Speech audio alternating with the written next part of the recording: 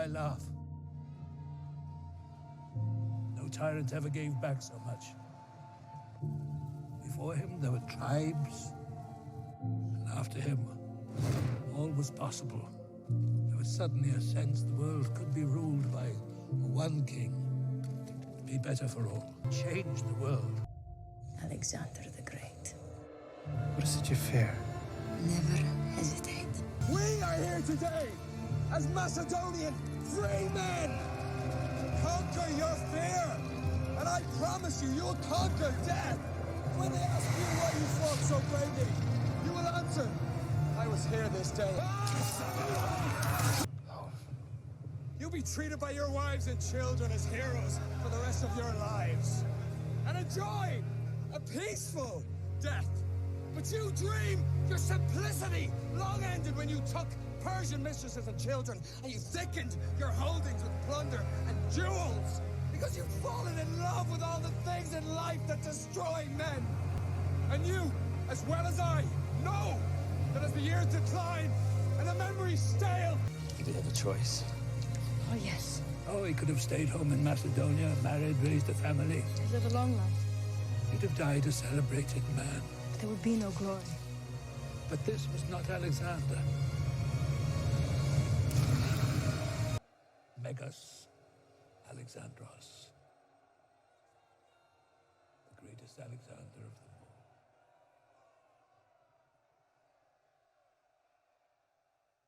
Welcome, wise ones. Coming at you today with the first episode of the Empires of FUT series, a series I'm really excited about where we'll be combining historical figures with FUT teams, doing a little what if they had a team, and then seeing how it can compete on Weekend League. And this one, as you saw by the cinematic intro, starting off with Alexander the Great, one of the greatest generals of all time, arguably the greatest general of all time, conquered an incredible Eurasian empire by the time he was 32.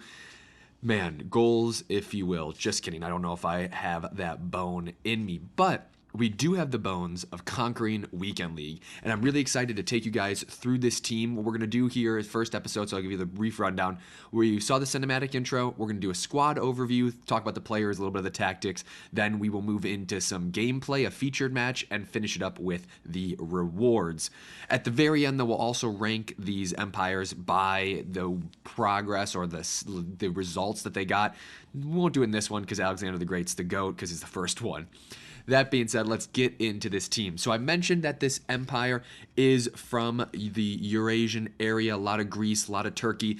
And while we're looking at this, might as well give you the rundown of how I'm thinking about the requirements for these squads. So we're playing with players from either nationalities that were conquered by the regions in antiquity or the domestic leagues from the regions conquered in antiquity. So we're starting off with Greece, Alexander's homeland, even though there's a little confusion with that North Macedonian country that might come into play in a sec here. That being said, we have Simikos, Mavropanos, and Odysseus Vlachodimos. What a name that is from Odysseus. Solid players, but I'd really like to have seen the likes of Mavropanos or Simikos get a special item. One of those would have been amazing inclusion in the FUT birthday promo. We move right over the Aegean Sea into Turkey, Alexander's first steps abroad, going east to conquer the Persian Empire, and we get the FUT Fantasy Toprak, the Silver Stars Kadioglu, who's an absolute beast, and then the CDM Özkan from Borussia Dortmund. He does the trick, but again, you'd like to have someone a little bit better there.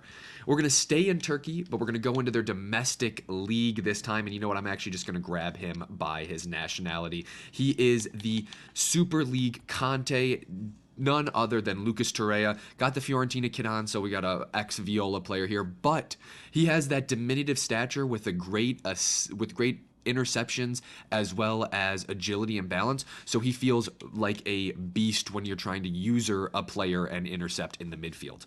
After going through Turkey, Alexander took a hard right, and we get to go down into Egypt. And we pick up the pharaoh himself, Muhammad Salah. Alexander was crowned pharaoh, but man, is that Salah. You might be wondering, why do we have the 92, not the FUT Centurions, not the out of position, not the 93 in form? check yourself. The boy don't got it like that as much anymore. Hopefully, as we continue to build these empires of FUTs and amass these weekend league finishes, we'll get better results. But right now, we had to settle for the 92, who I thought was perfectly fine and very capable. I love that Salah can shoot on his right foot this year. Next, we go up to the Caucasus. Alexander did touch this area, even had little ventures into Scythia, which is on the northern side of the Caucasus Mountains. And we go with Kvaradona, one of the most exciting players in real life. Really happy that I was able to get this card into the squad. You might be wondering, why do we have the Player of the Month instead of the Future Star? Well, the Player of the Month has higher stamina and strength, so couldn't pass up those attributes when we're on that long odyssey of Weekend League. Now we move into the North Macedonia territory, which was the southern part of North Macedonia was conquered by Alexander the Great. I know a lot of juxtapositions and paradoxes there, but Elmas was a beast of a midfielder, a great box-to-box player. I did a highlight on an exotic nations for North Macedonia, and that squad was not it, but Elmas by himself, absolutely a star player. And finally, the piece de resistance, the king himself, Alexander Isak, coming in here looking amazing. Hopefully Newcastle continue their strong run of form and are able to pull out these final upgrades for him. He is an absolute beast. I had over 20 goals with him in the 20 weekend league games we played, as well as having more than 10 assists. He was a absolute beast. On the bench, we have some players from Iraq, Iran, the rest of the Middle East. We got some Bulgarians, and then Afghanistan and Albania. There was no players from Pakistan, but that could be, if they ever did release someone like that, they would fit in this squad. But as a whole, really creative squad, something to break up the monotony of FUT at the moment. So I would highly recommend you guys trying these guys out, and maybe not in weekend league, but I'd say something in objectives or rivals could be fun if you're trying to take yourself a little less seriously. Showing you guys the tactics here, we ran mainly the 4-3-2-1 and the 4-4-2. Allowed our guys to be pretty defensive. I know it's a little ratty, but you got to do what you got to do to stay competitive. Well, without further ado, though, let's get into the gameplay. The feature match, we were on it was 10-9. We needed that last goal or that last game for weekend league, and you guys get to see how this team performed. I think it's a perfect microcosm for the team as a whole. So without further ado, I'll let you watch some gameplay. All right, as I was saying, here it is, the 20th game of the weekend league, and the defense was already exposed. We needed the win to get that 11th place, and oh my God, this was an example of how the backline is still a little shaky, but these boys have heart. And we get a nice little combo play here, and the best players on our team really stood out this game. We had some unexpected heroes as well, as you'll see in a sec, but right there, the King Alexander, what a trivela that was in this guy's face to bring it level, but then almost immediately, Toprak looking like a fool, and so was Odysseus. I mean, Mbappe is Mbappe, as you saw in the cinematic intro. There's a reason he was going head-to-head with Alexander. That card just gets so much love. But Salah here working the corner, and bang! Toprak, first goal all weekend league. I can say I need to work on my corners abilities. I'm not the best there, but we get it. And this was, like I said, back and forth, just like weekend league. We would get a few wins here, a couple losses there, and Cruyffs slots it in, and it's getting a little bit dire. As you see here, we're moving into the 75th minute, and Alexander Isak got it like that. That 5-star weak foot is amazing, but looking all out of sorts, all disarray. Zidane, I believe that Zidane scores. We're grasping at straws. We enter the 80th minute. It's do or die time now. Kvaradona, though, hits him with that little 1-2. Bang! Cut back, bring it across, beat up that corner flag right there. Thank God it's not Pride Month. And here it is. We have one more shot to win. Can Salah do it? Look at the finesse from distance. His keeper makes a save. Yashin in goal. Alrighty, like I was saying, we were struggling a little bit from corners here, and yep, there it is.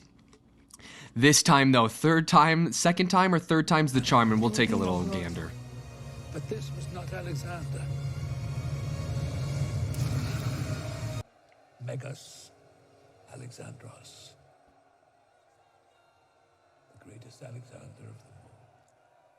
Absolute scenes, amazing. We get that 11th win we secured. I was running around my house in a circle, just screaming at the top of the lungs. And of course, how does EA reward us? With some picks that are subpar, but at the same time, hey, I'm not going to complain about this. And you see here, I'm struggling through, and you might be like, why is he looking at all of these, American players, Austrian players, all that stuff? Well, for the exotic nations that we do on TikTok, I might as well have grabbed the Australian boy, and we were on cloud 9. It didn't matter. We get some actually relatively solid rewards.